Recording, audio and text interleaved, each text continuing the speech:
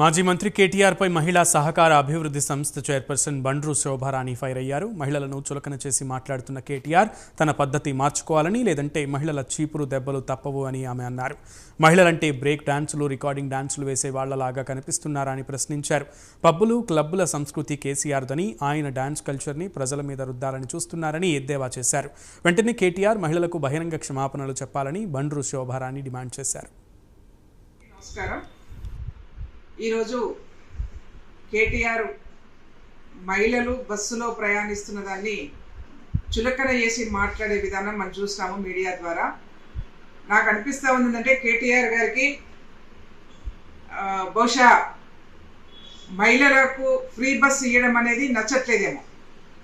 అందుకే పదే పదే మహిళలకు ఫ్రీ బస్సు మీద అనేక మార్లు కేసీఆర్ మాటల్లో, కేసీఆర్ గారి ప్రసంగాలలో మహిళలకు ఇస్తున్నటువంటి ఫ్రీ బస్సు మీద చులకరగా మాట్లాడుతూ ఉన్నాడు.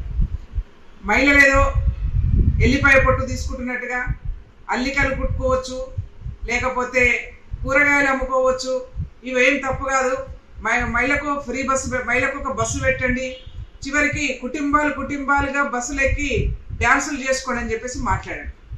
ఏం తమాషా ఉందా అని చెప్పేసి మేము హెచ్చరిస్తూ ఉన్నాం కేటీఆర్ని. ఎందుకనంటే ఈ పబ్బులు, క్లబ్బులలో డ్యాన్సులు చేసే సంస్కృతి కేటీఆర్ది. ఆయన చేసే డ్యాన్సుల్ని అందరికీ రుద్దాలనుకుంటే ఇది కరెక్ట్ కాదు.